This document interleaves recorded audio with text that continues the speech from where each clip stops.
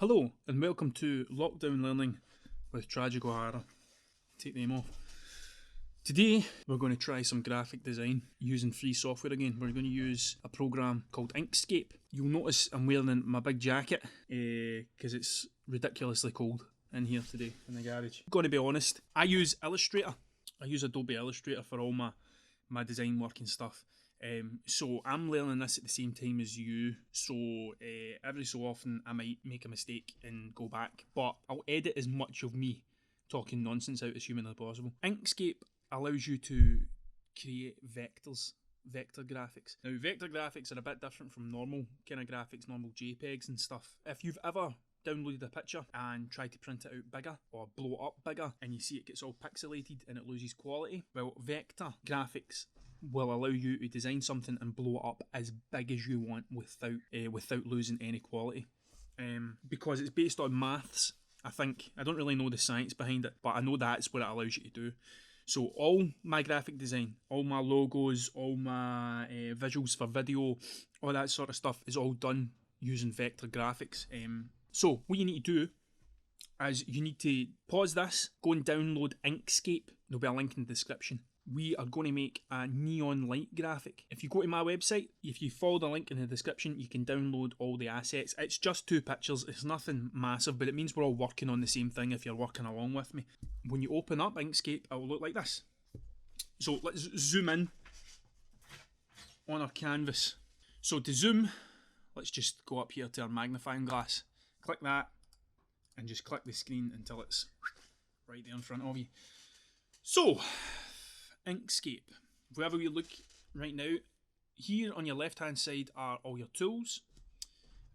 Over here are some of your things like layers. Down here is all the colours you can use. And some of the stuff isn't open that we're going to use today, but we'll open it as we go. But the first thing that we're going to do is we're going to import one of our images to make this neon light. So if we go File, down to Import, navigate to wherever you've saved it. I've saved mine on my desktop. Look at that ridiculous amount of file. I really need to clean that up. Neon light. Open that up. And we'll take the light bulb and import it in. Right, here, the settings should be set to what you need anyway, but just for future reference, you want to embed your image into this, which means when you save this file, the image is always going to be there. If you link a file, it means that the program needs to go find the file. So if you move it, the file will be missing. That's a quick tip. There we go. There's a light bulb. Let's move it into place. So up here to the very top, we'll take a cursor and we'll just drag it up and set it roughly in the middle. Okay? So, now we've got that, we're going to put all these different images on layers. Sometimes what I do is I forget to put things in layers and then I really wish I had. So I'm going to best practice. I'm going to actually follow my own advice and I'm going to put all of these on layers. So if we come down here to the right hand side, you can see here you've got all your layers. And here, 1, 2, 3, 4, 5. 5 up for the bottom. View the layers. They look like bits of paper on top of each other. And we're going to call this layer, just call it light bulb. Light bulb's 2 words, isn't it? Light bulb image. So we know what it is. We'll start that. These 2 wee things here. That wee eyeball means that you can mute that layer. You no longer see it. And this here is your lock. So now that that's locked, I can't move it. Nothing I can do here is going to change that, which is handy when you're trying to select certain things. So let's lock that. And we'll come down here and we'll hit add, and we'll add a new layer, and we'll call this lines. Yeah, lines. And it's above. A neon light, I think, isn't one continuous bulb. It can't be like a circle, I don't think. Or maybe it can be. I don't know. I really don't know. Probably should have researched this before we done it. What I'm going to do is I'm going to make it very simple lines to begin with. The way a neon light would be is like they don't connect at certain points, I think. But I think we can make this graphic using 3 lines, which will make it look cool. Will make it look right. So to do that, we're going to use this tool here, which is called your Bezier curve tool. I call it the pen tool because that's what it's called in Illustrator. We're on our lines, and what we're going to do is we're going to zoom in a wee bit first, right, so we can see our outline of our bulb a wee bit better and position it like that. Cool. And we'll take our we won't do that. We'll take our pen tool. Now the controls for the pen tool can be a bit pernickety to begin with, but when you get used to the idea of how it works, basically you are picking points round about a shape. You can then manipulate that shape later on. But what I want to do is I just want to trace round the outside of this bulb, starting here in the corner.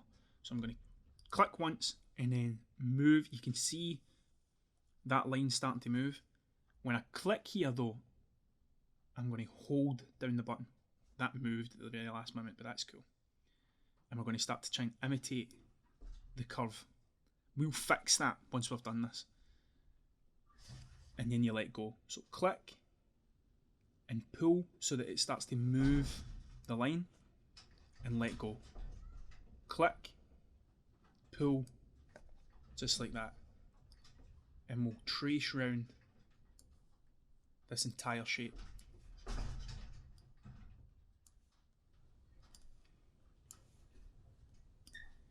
Just like that.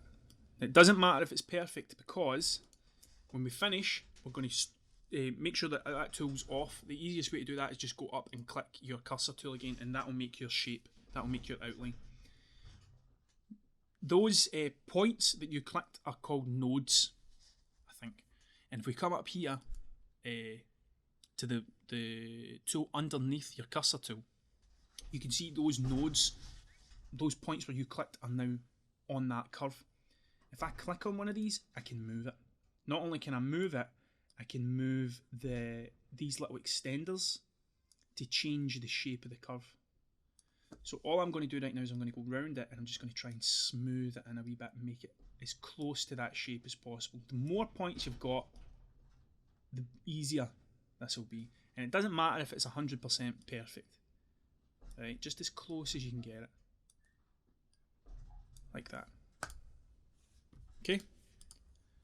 And if I then mute this image, you can see there's our shape. So we're now going to draw the filament, right?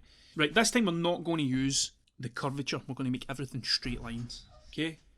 So we'll click at the bottom here, make sure we're on the right layer.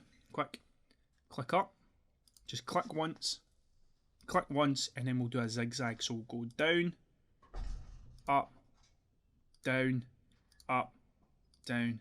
to there, back down to here, and then we'll finish here. Let me just check and see if this works. No, it doesn't, right?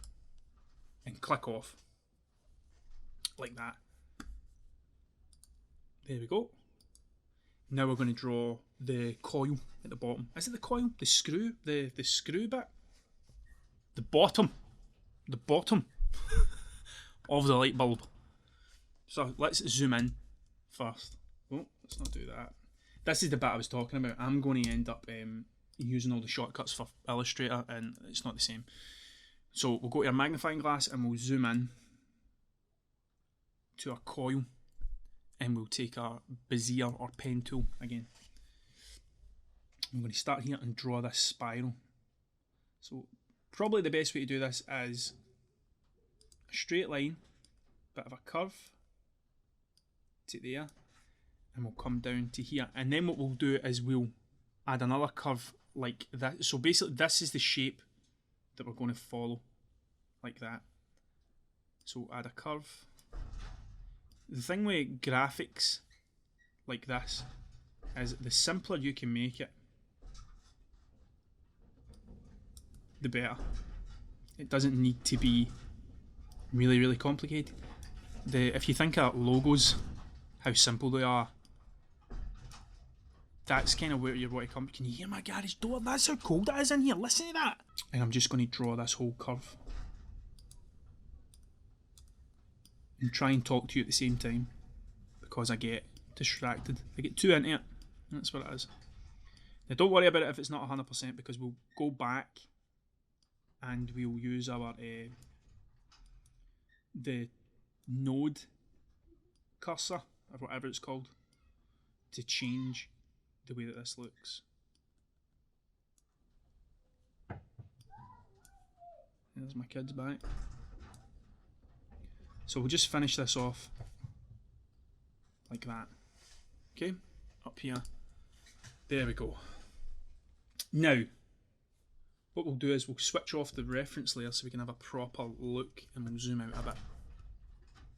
Now to zoom out, I don't know what the shortcut is, but if you come up here to the very top, you can zoom back the way to the previous shapes, to the previous window, I think it is. And we'll take our node tool again, and let's see if there's any wee bits in here we need to fix. It looks okay, I think. I don't know why I whistled. Let's zoom in again. That little bit there doesn't look right. So let's click on this node and see what I've done. So all I've done there is I've made a straight by accident. I wonder if I can just... There you go. If there's one you want to get rid of, highlight it so it goes red. Which I'll do that again to show you. Click it, just hit the delete button and it'll disappear. And I can smooth that down again just using these two curves. Let's see what this one looks like. Let's try deleting that. Makes it a bit smoother again. Let's delete that one. So this is the beauty of vector stuff.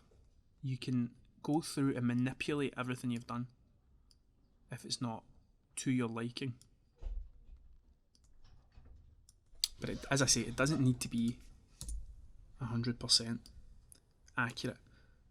You'll be able to tell it's a light bulb. Right, we'll zoom. Oh, that's me doing it wrong. Up here, we'll zoom back the way to have a look at our thing.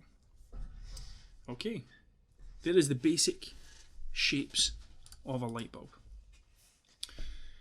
They're called strokes, okay? So the stroke is the black line, and the fill is what obviously fills it. If I was to draw a square, the outline would be called the stroke, and if you colour it in, the inside's the fill. So we're going to change the stroke on this. We don't want to fill it, it's all about the stroke. So what we're going to do here is we are going to select all of these strokes so we can change them all at the same time. So if you click and you drag all the way down like that, it'll take all your strokes. If it doesn't, that's one way to do it. The other way to do it is to hold shift and click on each one individually. Okay? Now, with my colour wheel here, I'm going to drag this round and I'm going to pick my blue again that I like. And then I'm going to move over here to stroke style. Now, the width is what we want to change. So we're going to make the stroke thicker. 2 is probably a bit big, to be fair. So maybe let's take it down a wee bit. Let's go 1.9, let's go for 1.5. Yeah, let's go for 1.5, okay? The other thing we're going to do is, if we have a look here at the end of the lines, it's a straight cut there. We want to change the cap. So if we come down here to cap, we can change that into a ball, which makes it look more like a light bulb. Round at the end. Okay? And that's our first layer done. Sorry, if we click off that, we can see the whole thing. Okay, so that's a light bulb tube. Right? What we're going to do now is we're going to duplicate that layer. Okay? Select all your strokes up to layer, duplicate current layer. It'll open up. Let's just double check it's copied everything over. Okay. Now, this lines copy we are going to call shine. Now this will be the light reflecting on the surface behind it. Once you've named it, if you just click and drag it down, it will go underneath your line layer. Now, again, we need to select, let's mute the layer above it quickly so we can just see this bottom one. You're going to click one, holding shift, click 1, 2, 3 to select all your all your strokes, and you're going to come over here to blur. You're going to start to push the blur up a wee bit, and you can see that starts to create a light. Let's make it 10, and if we turn that top line back on, you can see it looks like that. That's how it's looking. Right, starting to look like it, but they don't look like light bulbs yet. Let's lock that shine layer so we can't manipulate that anymore. Okay, and let's take our top layer again, and we go to layer, duplicate current layer. Okay, duplicate current layer, and then what we'll do is we will rename the layer above this. What we're going to do now, I suppose, better to explain to you, is we're going to duplicate this and we're going to change the colour to make it look like the tube is spherical, like it's give it a bit of shape, basically using different colours and different layers. So if we call this one, we've got lines 1, let's call it middle line, because we're going to do this a couple of times, right? We will click, we'll select all our strokes again. We're going to go back up to stroke style and we're going to make them smaller. So let's make these 1 like that, and we're going to change the colour. So if we go to stroke paint, using this wee circle here, we're just going to start to drag it back a bit to make it lighter, like that. Probably there in the middle. Now you might not be able to see it particularly great, but see when you zoom in, you can see how that's starting to make it look a bit more like a bulb, right? So we'll do that again now. Zoom back out so we can see it. The last one we're going to do is a white highlight. So we will duplicate this layer again. By highlighting the layer you want, go down to duplicate current layer, and we'll call this middle, we'll call this top. This is the worst naming ever. Name them whatever you want. My naming is terrible. You can tell I don't use layers a lot. Let's lock our other 2 lines again.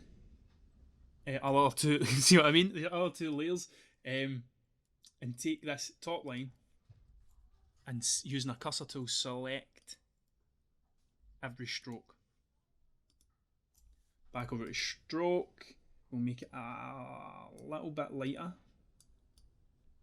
Just a little bit lighter. Like that. Not quite white yet. And then we'll start to make this smaller. 0.3. Let's go for, what was it? It was 1 last time, so let's go for 5. Click off the screen, and we can zoom in, and you can start to see what it's looking like. So see how that's starting to build that up to look like once we put the white highlight in, it'll look spot on. Let's go back the way, and we'll do that again. So we've got a top layer, duplicate current layer, lock that layer, rename this as, we'll rename this white highlight. Zoom out so we can see everything. Select all our strokes. Now see, if I didn't have those layers locked, picking those strokes would be really difficult. You would need to zoom right in, it would take more time, but when you lock the layer it means nothing else is getting touched, and it actually saves you time. My eyes have been opened to the importance of using layers. Make the strokes smaller. Let's go for 2. Stroke paint, and we'll make this white like that. And now it looks like a neon light. We can, if you want, go through and add different degrees of blurs to each one of those layers. If you want. Now, even if I just do it with the white one, it'll probably make a wee bit of a difference. So if I take the white layer and I just put my blur up a tiny wee bit. Not much. So the same way we done with the stroke, where we went from 2 to 1 to 0.5. If you done the same thing with the blurs, it would make it smoother. Okay, cool. Let's lock that layer. Let's go back down to our original lines, right? And we're going to duplicate that layer. And what we're going to do is, so when a light shines onto something. Like a neon light is separate for the wall. There's about a tiny gap. I don't know how big a gap is. I'm not a neon line expert, but it will cast a shadow. So we're now going to make that shadow. And to do that, we're going to take the original line that we drew, and we're going to unlock that. We're going to go to layer and duplicate that current layer again. Lock the one that we don't want to manipulate, which is lines. And we're going to rename this as shadow. This layer has to go underneath the line, but above the shine. So basically with your layers, you can arrange what format you want to see them in. And the shadow, if we then get rid of all of these so we don't see them, and we only see our shadow and our shine, let's select, using our cursor tool, all of these strokes, and we're going to make them black. Like that. And then, now that I've got them all selected, I'm just going to move them a tiny bit down. Right. So, now I said I was going to be learning with yous. If you go to Object and you hit Group, that'll group all them together. So when I click on it, it should take them all like that. Right? You can do the same in Illustrator. It's got a shortcut. As I say, it's pretty much the same program. Illustrator's just streamlined and there's a lot more stuff in it and things. But if you learn how to use Inkscape, when you find yourself wanting to learn more and you go for something like Illustrator or Affinity Designer, all the tools are the same. It's just learning the layout. That's all it is. And what I'll do is I'll start to look at the rest of these lines now. Unmute them all so I can see them. Right? Now, that looks like a pile of mince, right? And that's because we have it at 100% opacity. We want to lower the opacity. Now, what the opacity means is you can see through it. It makes it a bit more translucent. So where your blur is, if you come to your opacity, we can lower that, right? Because it's not going to be a jet black shadow like that. Now, if we zoom out, now we're going to add a background. So we're going to start a new layer. We're going to call it background. We're going to put it below the current. And we'll still need to drag it down actually, because this background needs to go below the shine and above your original light bulb image. Like that. Right? File, import. I have made a brick background for this, which is the same size as your canvas in this when you open it up. If you hit OK and OK, it will import it in. Like that. Now, using our, you don't want to press that, shortcuts, press your cursor and you're just going to move this in. Like that. And you can see that shine. We could add more shine to that. Like we could duplicate that layer of shine and see what it looks like. Let's just go layer, duplicate current layer.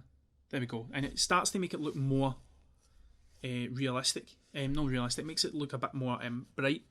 The same thing we'd done before with the strokes where we layered them on top of each other. You could do that with the shine. You could make them bigger. You could even, for example, if we go to our, start a new layer again, and we'll just call it shine 1. There we go. I'm just went straight back to old habits, right? We will use our Bezier tool, our pen tool, just to quickly draw around that entire shape. Like that. And close it. Now what we want to do is we want to go to back to our cursor tool, and we want to go to our stroke, and we want to make no stroke. We don't want any stroke there. We want to go to our fill. We want to make a solid fill, but we are going to choose our blue that we used, like that. Maybe a wee bit lighter than what we originally chose, and we'll ramp up the blur.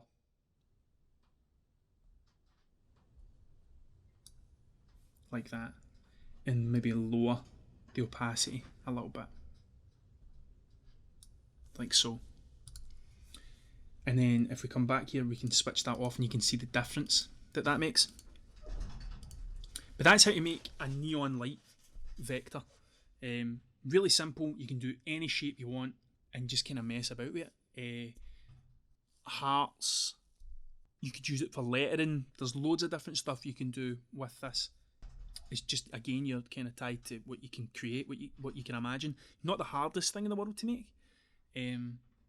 There was a lot of people going about spray painting neon lights recently, which is why, and I thought, well, how do I do that? That's when I look at the way people make that, what can I do to make that as a graphic? And that's how. So doing that is basically the same technique if you're ever using spray paint, which I'll do eventually. I think eventually I'll do some neon light stuff, but everybody was doing it for a while and I didn't feel like I just wanted to jump on the old bandwagon. So there you go. Right, we're going to save that. So file, save as. We can save it as lots of different file types, right? But we'll save it as an SVG. Okay, and we'll go to our desktop, our lockdown learning, not that one. We'll go to our desktop, we'll go to our neon light, and I'll just save that in there so that you can have a look at it if you want. Neon light SGV and save. I'm also going to export it as a JPEG so that I can upload it onto stuff. Right, here we go. File, export PNG image, and that opens up this bit here about what we want to export it as. All your settings should be set to the exact same size as your. Listen to that door. All these settings should be set up the exact same size as your canvas, and we just hit export as, and that will open up our thingy again, our explorer. I'm already in that folder, and I'm going to call it neon light. Save, and that will save that as a PNG for me to then upload onto different stuff. So I'll upload that to the Facebook group, and that is a very basic introduction to Inkscape graphic design and vector drawing. What we'll do is I'll make some more about lettering using this, portraits, how to make pop art, different things like that. But that gives you a very brief introduction to some of the things you're capable of doing with Inkscape, and we'll get a wee bit more complicated as we go on. So thank you very much for watching. As always, you can join the group, Lockdown Learning with Tragic O'Hara on Facebook. Links will be in the description. You can get me on Instagram, Twitter, TikTok and Facebook. And probably a few other things that I'm forgetting to mention, at Mr. Tragic O'Hara. And the GoFundMe page, I have a link in the GoFundMe page. I've already had some people contributing, and I just want to say thank you very much. Like, as I say, these are free. If you can contribute, that would be amazing. If not, these things will just work themselves out. So, yeah, that's it. That's it. I wonder what we could do with this. Can we turn it into a GIF, make it look like it's flashing? Oh, yeah, we could do that. Let's do that.